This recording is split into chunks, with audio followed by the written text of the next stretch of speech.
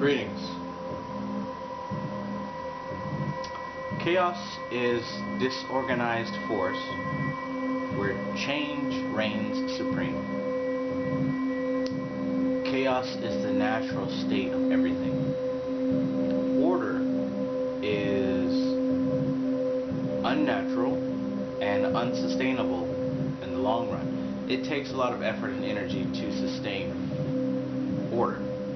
It has to be created and maintained. Now eventually the energy that it takes to maintain something will die out and everything returns back to the darkness, back to the chaos where it came from.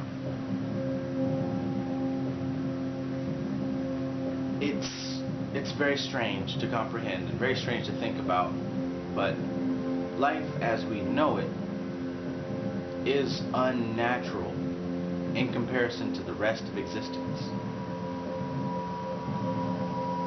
When we look up into the stars, everything that we know is inert, dead but dreaming. Down here on this little blue marble, or endless flat plane, whatever you want to believe, we have a system of parasites, a system of vampires. Life feeds on life, feeds on life, ad nauseum infinitum.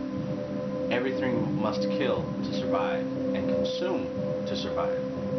Be it a physical entity or a corporate entity or national entity, everything must consume to survive.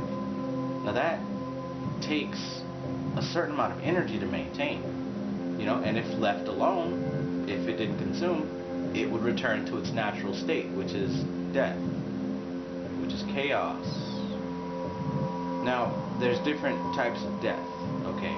Like death is for the useless, for the things that have no purpose.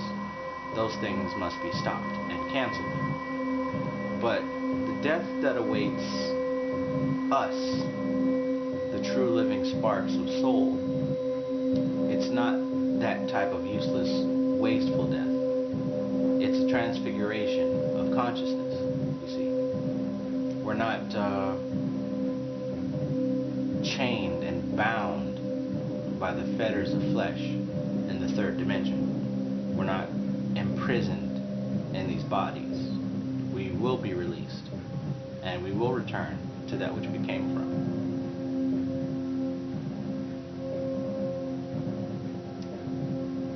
You see, this information has been studied and documented, and hours, countless hours have been spent toiling away by people trying to understand it.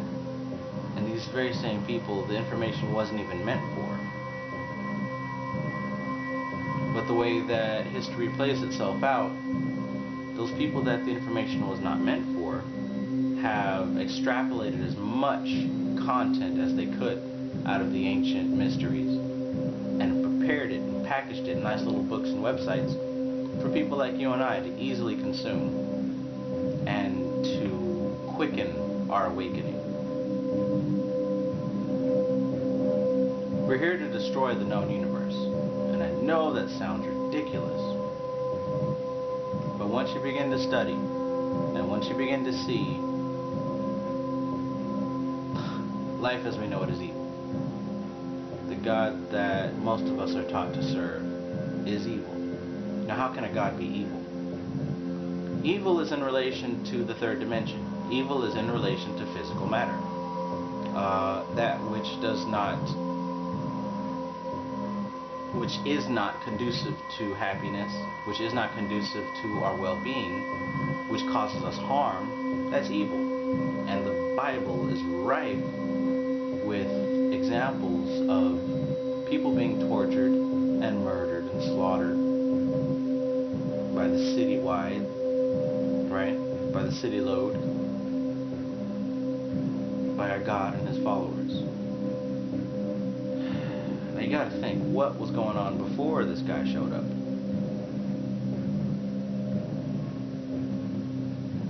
Why is he still here? Right? And all the other gods have been disbanded into the dark pages of forgotten books, the great old ones. For people who don't know anything about this, you gotta catch up on your H.P. Lovecraft.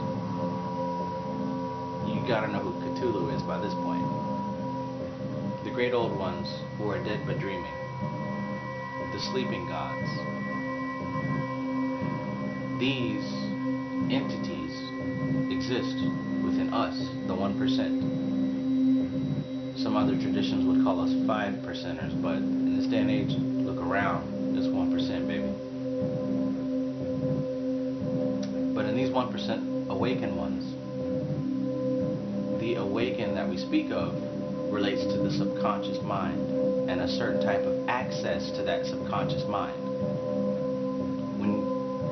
Just to get down to it, Cthulhu represents the power of the subconscious mind, the awakened subconscious mind of a supreme individual who can be called a god on earth. One who has transcended the trap of the 12 angles of the zodiac, one who has mastered and disciplined the 12 zodiac and has become that 13th sun.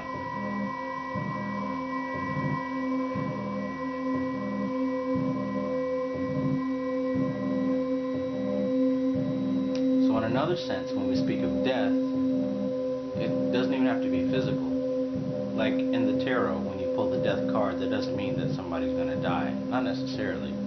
But death means a transfiguration. It means a change. It means moving from one state to another state, from becoming an unconscious zombie to a conscious living god.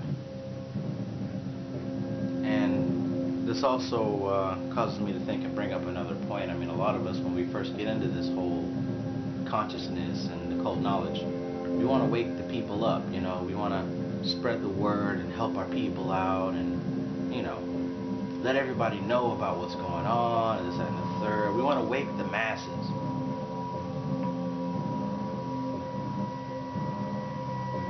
It's a waste of time, and it's spreading your energy thin. As Bobby Hemmett says, the masses have only been good for one thing, and that's for dying. The masses, so to speak, are represented in movies as the zombies. You know, a lot of people think, oh, you know, they keep making these zombie movies because that means we're going to have a zombie apocalypse soon. No. They are poking fun at you tongue in cheek. You are the zombies. The masses of people in this country and in the world are the zombies, the useless eaters. Those who are driven only by the lust of their flesh and their 5 senses. Those who will chase after whatever's got the strongest wave. Those that chase after what feels good, what tastes good, what looks good, what sounds good, what smells good, right? We chase after food and sex. These are the zombies. Now that I Am Legend, that one who is awake in a mass of the dead, that represents us, that 1% of people who are seeking a better way, who are seeking that which seems to be absent from our everyday lives. The spirit, essentially, the spirit of truth.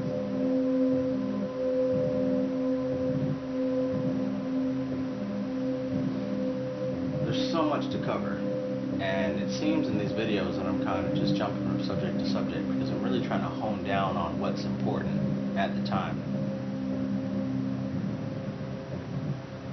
And as we get through these, I'll single out certain topics. But what I've been focusing on lately, if you recall, is mindset, and how before we can get into any magic, we need to get the mindset in order. Okay, most of us grew up in a very religious household or a semi-religious household, or some way where others have told you how to think about God and how to think about spirit and how to think about yourself. Usually putting yourself in a very low position, on your knees, begging, hoping and wishing, removing all power from you and casting it to something that you don't know, and casting that power into some corner of your wall or some hanging statue, right? The power is within.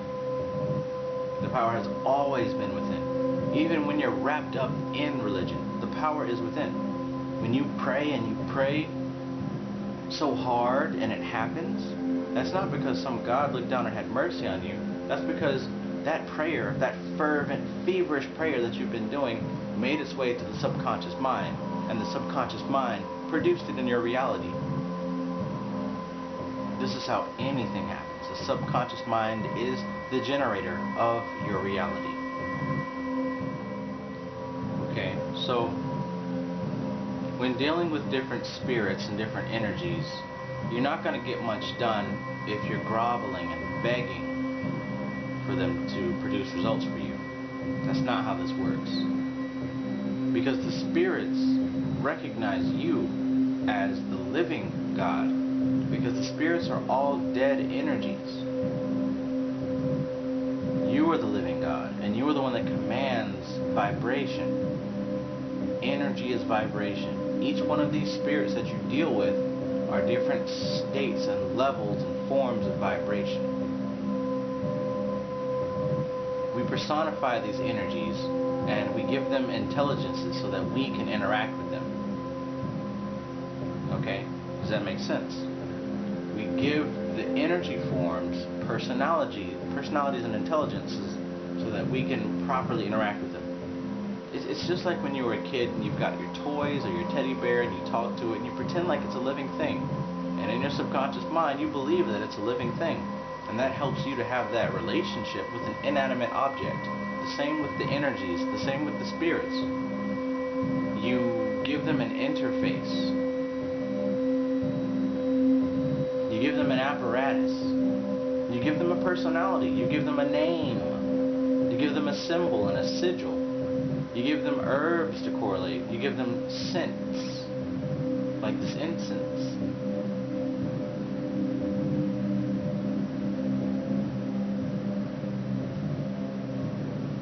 When you do this, part of you responds to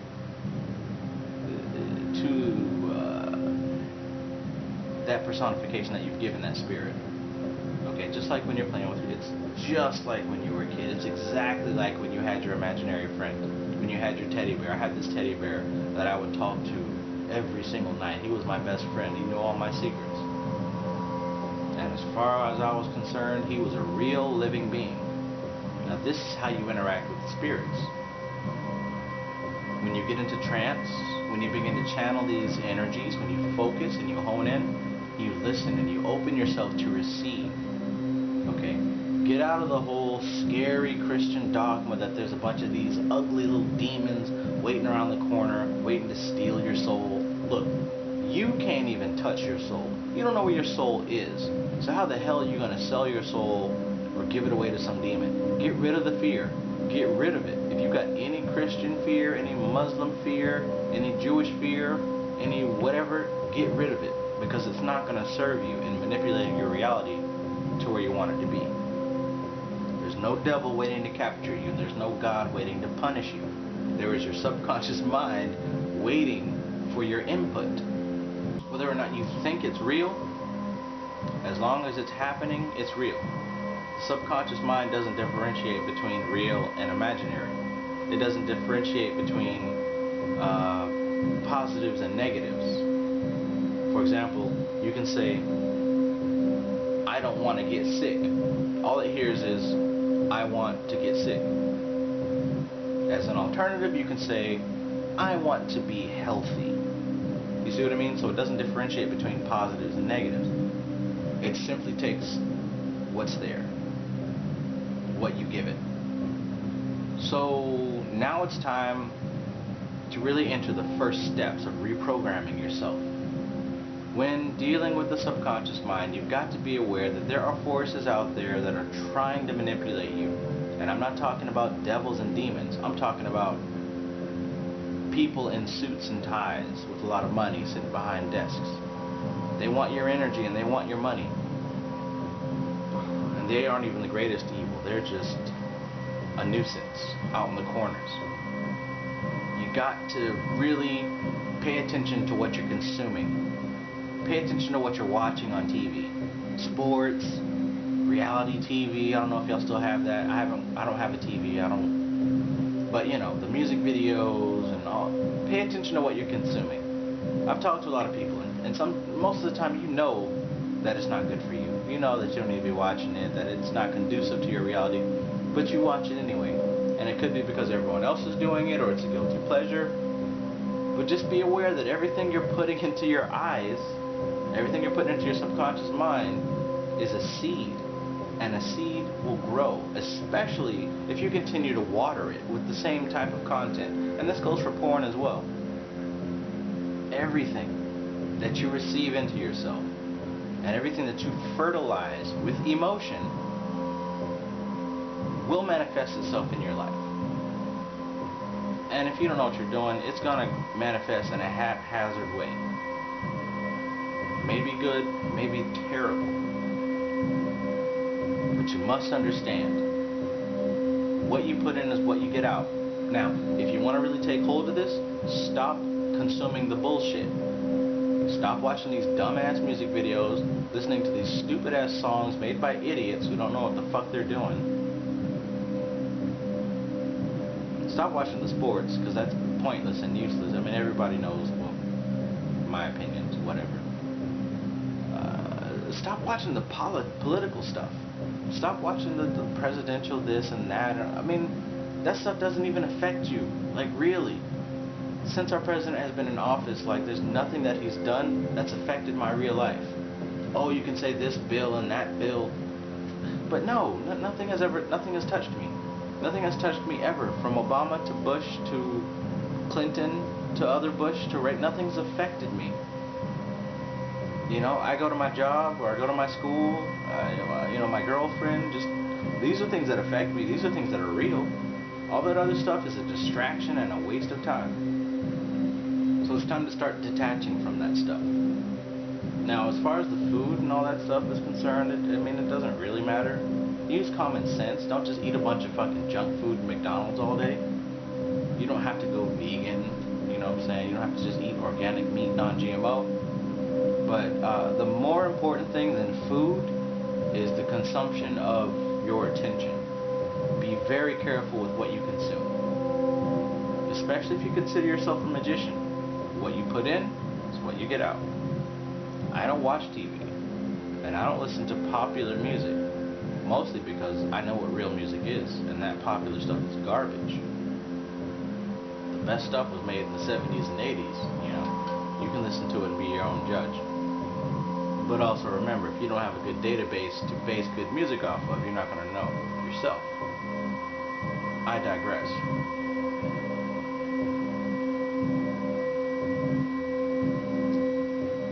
It's 12 o'clock. Thanks, Mac.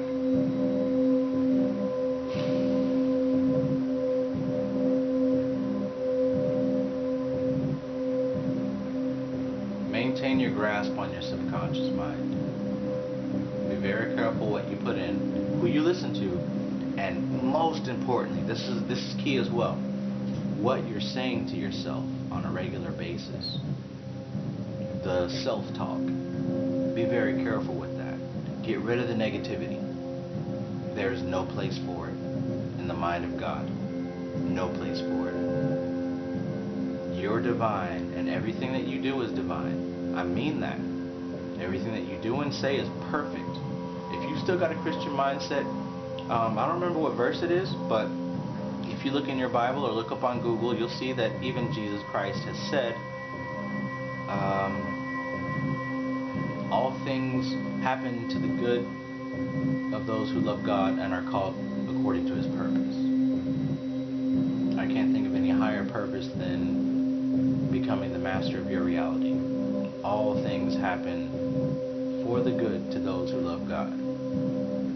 Use that if you've got to. But that just speaks of your divinity. And furthermore, Jesus said also, is it not written that ye are gods? He was an example. But we're not getting into the Christianity stuff just yet. We're starting it real slow because there's a lot of people who don't know all the details of this thing. catching people up. Because the time is now. The barriers have been broken down. The veil has been lifted. And there are legions of spirits around you that are waiting to be commanded. And when I say legions, I mean hundreds of thousands, maybe millions. You probably see them already. You're probably watching my video because you've been searching for some strange stuff, according to what you've been seeing. So, follow these steps. Remove the doubt, remove the fear. Remember that you are divine. And I will teach you, I will show you, I will guide you and give you book recommendations and things of that nature to where you can access the spirits that are around you. And spirits are energies that we give personalities to. They're not a bunch of scary demons waiting to pounce on you. That's childish. That's boogeyman stuff. That's not reality.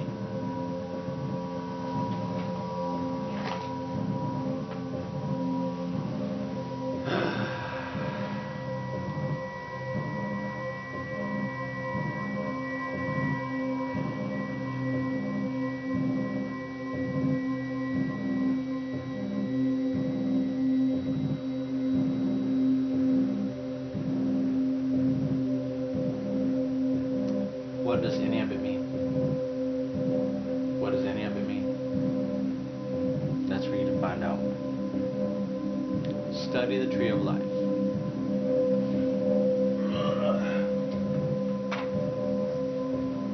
The best Tree of Life book that I have ever read is this one here by Dion Fortune. It's called The Mystical Kabbalah. I love the writings of Dion Fortune. She really breaks it down in an understandable way. No fluff, plain and simple, she breaks it down. But you need to know about the Kabbalah because that's how the energy is organized and structured. You've got to have that firm structure of the Tree of Life in your mind. Because the Tree of Life is this reality.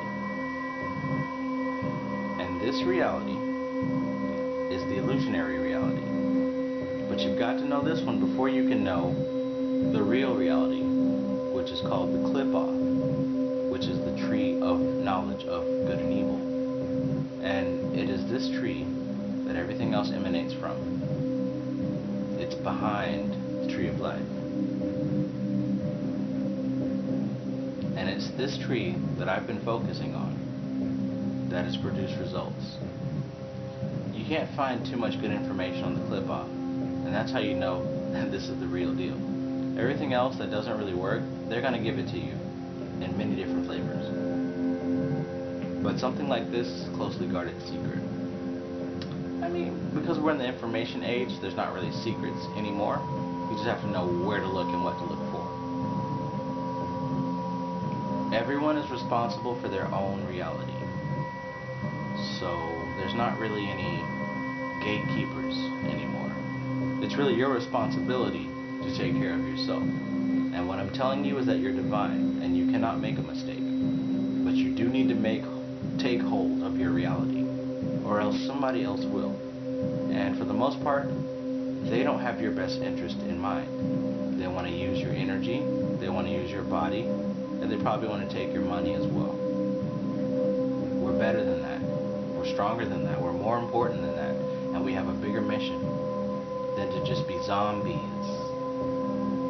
We are gods, and we are reclaiming this reality, and we will transform it.